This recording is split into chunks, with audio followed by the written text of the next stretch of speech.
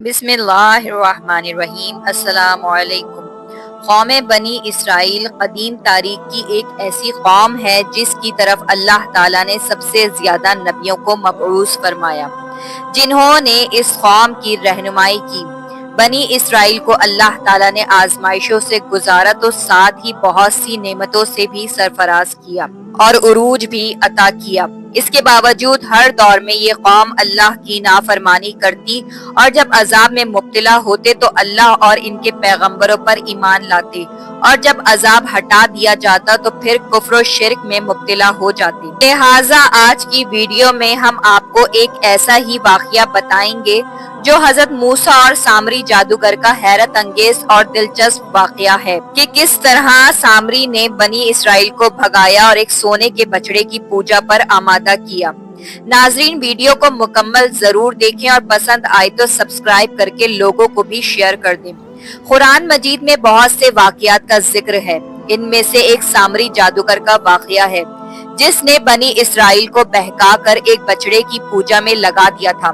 روایتوں کے مطابق جب فرعون نے حکم جاری کیا کہ کوئی بھی بچہ پیدا ہو تو اسے قتل کر دیا جائے تو سپاہی گھر گھر بچوں کو ذبح کرنے لگے۔ یہی وہ وقت تھا جب بنی اسرائیل کی بستی میں 2 بچے پیدا ہوئے۔ ان میں سے ایک کی ماں نے اللہ کے حکم پر اپنے بچے کو ایک ٹوکری میں رکھ دیا اور یوں وہ بچہ فرعون کے محل کے اندر پہنچ گیا، جبکہ دوسرے بچے کی ماں نے فرعونیوں کے ڈر سے بچے کو پہاڑ کے غار میں ڈال کر پتھر سے بند کر دیا۔ اتفاقاً دونوں بچوں کا نام موسیٰ تھا۔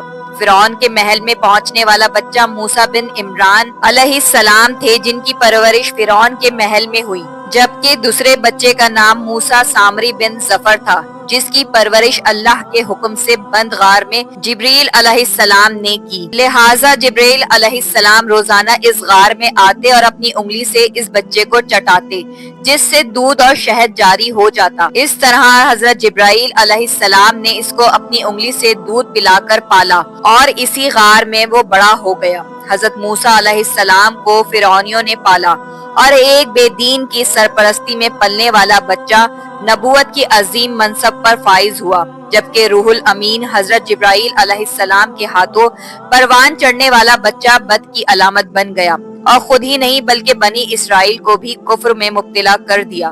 روایت ہے کہ جب اللہ تعالیٰ نے بنی اسرائیل کو فرعون سے نجات دی اور فرعون کو اس کی لشکر سمیت دریا میں غرق کر دیا تو حضرت موسیٰ علیہ السلام کی قوم وادی سینا میں ہجرت کر گئی۔ اس کے بعد اللہ تعالیٰ نے حضرت موسیٰ علیہ السلام کو 30 راتوں کے لیے کوہ طور پر قیام کرنے کو کہا اور یہ وعدہ کیا کہ انہیں مقدس کتاب توریت عطا کی جائے گی، جو بنی اسرائیل اور بعد آنے والے لوگوں کے لیے ہدایت ہوگی۔ لہٰذا حضرت موسیٰ علیہ السلام نے کوہ طور پر جانے سے پہلے اپنے بھائی حضرت ہارون علیہ السلام کو اپنا جانشین مقرر کر دیا اور کہا کہ جب تک وہ کوہ طور سے نہ لوٹیں گے اس قوم کی رہنمائی حضرت ہارون علیہ السلام کریں گے۔ لہٰذا حضرت ہارون علیہ السلام قوم کو نصیحت فرماتے رہے۔ ایک روز انہوں نے بنی اسرائیل سے کہا، اے لوگو، جس وقت تم لوگ مصر سے نکلے تھے تمہارے پاس فرعونی قوم کا بہت سارا زیور موجود تھا جو تبتیوں نے امانت کے طور پر رکھا تھا۔ وہ سونا چاندی تم لوگوں پر حلال نہیں اور نہ ہی اسے واپس کیا جا سکتا ہے، چنانچہ میرا مشورہ ہے کہ اس حرام کے مال سے ہم سب کو جان چھڑا لینی چاہیے۔ پھر انہوں نے ایک گڈھا کھودا اور سب کے زیورات اس گڈھے میں دفن کروا دیے۔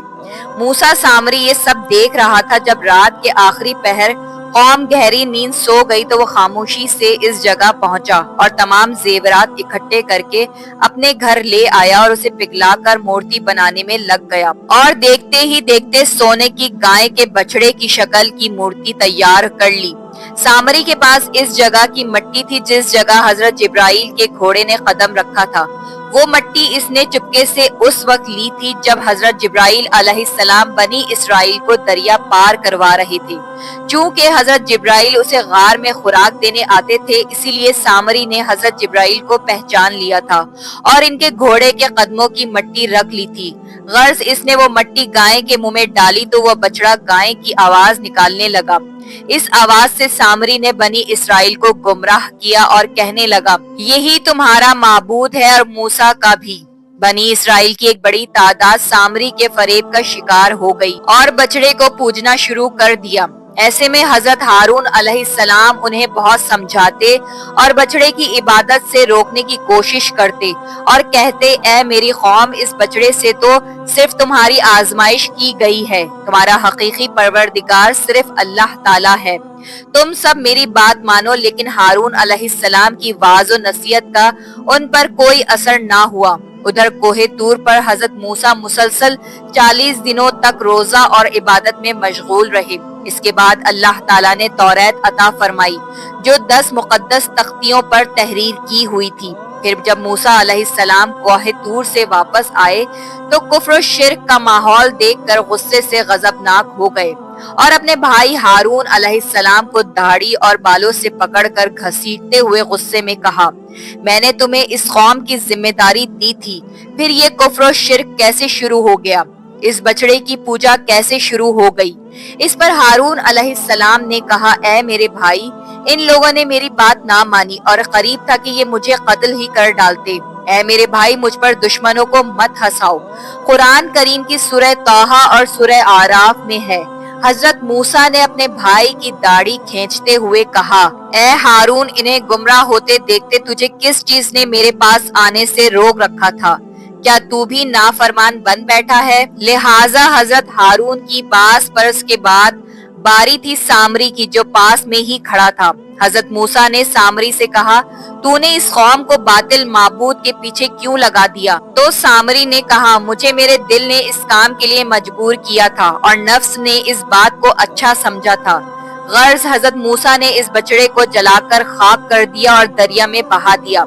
हजरत मूसा ने सामरी के लिए जो सजा तजवीज की वो कुरान करीम में यूं बयान है, जा दुनिया की जिंदगी में तेरी सजा है कि तू कहता रहेगा मुझे ना छूना, और ऐसा ही हुआ। वो ऐसी खतरनाक बीमारी में मुब्तला हो गया कि सारी उम्र ये कहता रहा कि मुझे ना छूना, इसीलिए कि उसे छूने वाला शख्स और सामरी दोनों शदीद बुखार में मुब्तला हो जाता। इसीलिए वो जब किसी इंसान को देखता तो चीखे मारता कि मुझे ना छूना। फिर सामरी इंसानों की बस्ती से निकलकर जंगल की तरफ चला गया और जहां इसने जानवरों के साथ हैवानों की जिंदगी गुजारी और इबरत का नमूना बना। इस तरह वो जिल्लत की मौत मर गया। बाज रिवायतों में सामरी मुल्क शाम के मारूफ कबीला सामरा से था। हजरत सगीर बिन जबेर ने फरमाया कि सामरी फारसी था और करमान का रहने वाला था। हजरत इब्ने अब्बास ने फरमाया कि वो एक ऐसी कौम से ताल्लुक रखता था जो गाय की परस्तिश करते थे। वो किसी तरह मिस्र पहुंच गया था और बज़ाहिर बनी इसराइल में दाखिल हो गया। कुछ लिखते हैं कि सामरी हिंदुस्तान का हिंदू था जो गाय की इबादत करते थे। वो मूसा अलैहिस्सलाम पर ईमान लाया था मगर बाद में कुफ्र की तरफ लौट गया। कुछ रिवायतों के मुताबिक वो अपने तिलिस्म की महारत को इस्तेमाल करके सहराए सीना से फरार होने में कामयाब हो गया था और यमन के एक इलाके हिज्र मोख में मुकीम हो गया। फिर वहाँ इसने अपना एक किला बनवाया और जादू की तरबियत में मशगूल हो गया। आज ये इलाका ओमान के शहर सलासा में मौजूद है और सामरी जादूगर की कब्र और किला आज भी सलासा में है और इस पर नो एंट्री की तख्ती लगी हुई है।